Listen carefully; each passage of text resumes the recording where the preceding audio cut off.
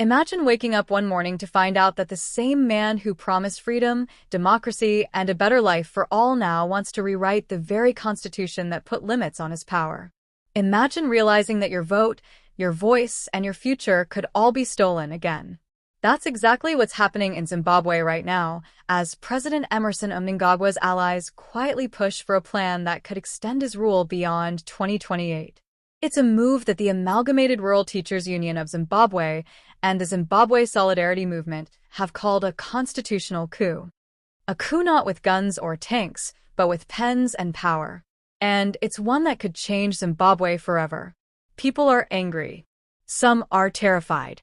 Others feel like they've seen this movie before, one where a leader comes to power promising reform and ends up building an empire for himself. But this time, the script feels darker. Mnangagwa's so-called Vision 2030 agenda has now become a rallying cry for loyalists who want to keep him in office beyond the constitutional two-term limit. To his supporters, it's about continuity and stability. But to critics, it's a betrayal of democracy itself, a betrayal of every Zimbabwean who believed that the Mugabe era was over. ARTUZ didn't mince words in their response. They called the 2030 agenda an assault on democracy, a direct attack on the rule of law, and an attempt to elevate Mnangagwa from, as they put it, a common dictator to a feudal lord. Their statement wasn't just political, it was deeply personal. It spoke for millions of Zimbabweans who have watched their rights disappear, their wages shrink, and their dreams evaporate while the elite grow richer by the day. They reminded the nation of the painful truth. Under Mnangagwa's leadership, Zimbabwe hasn't seen the prosperity it was promised.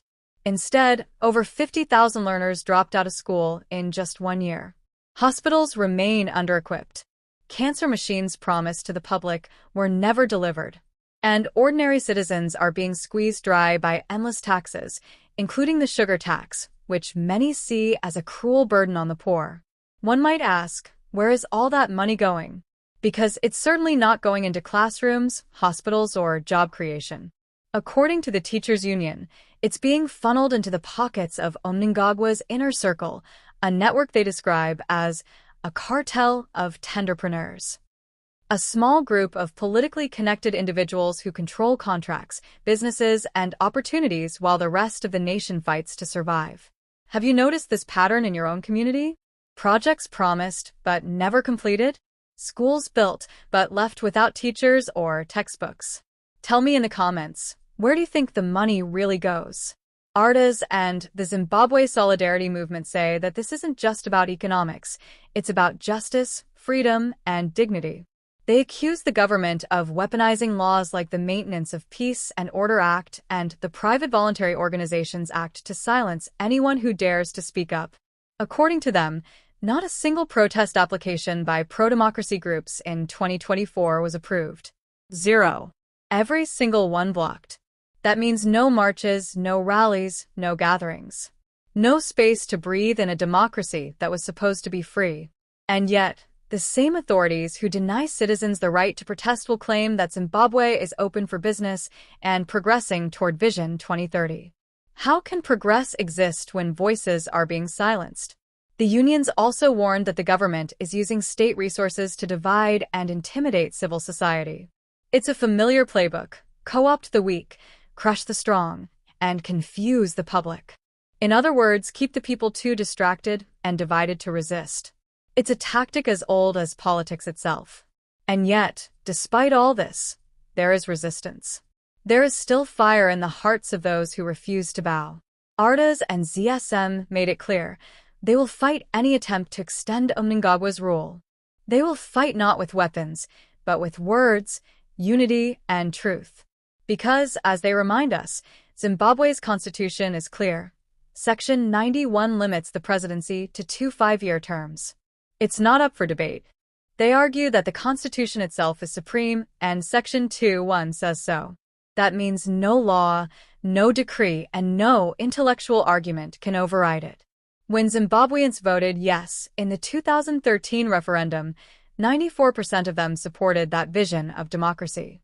They did so to ensure that no president, no matter how powerful, could rule for life again. Does that sound familiar? Because this isn't the first time Zimbabwe has faced this battle. Remember Ian Smith, who tried to hold on to power. Remember Robert Mugabe, who refused to leave until the military stepped in.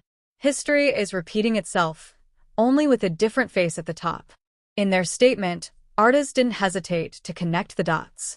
Smith failed, Mugabe failed, and Mnangagwa is next in line, they declared. It was a bold statement, one that cuts deep. They called on Mnangagwa to salvage what remains of his tainted legacy by stepping down peacefully when his term ends in 2028. But here's the chilling part. Within ZANU-PF, whispers are growing louder. Some party insiders are reportedly exploring legal or constitutional loopholes that could allow Mnangagwa to stay. They call it continuity. The opposition calls it manipulation. Civic groups call it betrayal. And the unions? They call it a constitutional coup. Now, let's pause for a moment. Do you think Mnangagwa will actually step down in 2028? Or do you believe the system is already being prepared to keep him in power? Let's hear your thoughts in the comments, because this question defines the future of Zimbabwe's democracy. The union's anger isn't just ideological, it's rooted in the daily suffering of citizens. Teachers working for months without proper pay. Parents unable to afford school fees. Children walking miles to class without food in their stomachs. And when those teachers protest, they're arrested. When they demand justice, they're silenced. Is this the new dispensation Zimbabwe was promised in 2017? Meanwhile, the government boasts about economic growth. But as ARTUZ points out, that growth only benefits the elite. Those who own mines, import deals, and construction contracts. The same people who can afford to send their children abroad while millions of ordinary Zimbabweans can't even afford basic health care.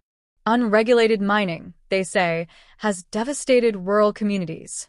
If you've seen mining destroy your community or affect people you know, drop a comment below. Let the world know what's happening on the ground, because too many stories are being buried with the soil that's being stolen. Because, as ARTUZ said in their fiery statement, no amount of twisted intellectualism will convince us otherwise. Zimbabwe's constitution is clear.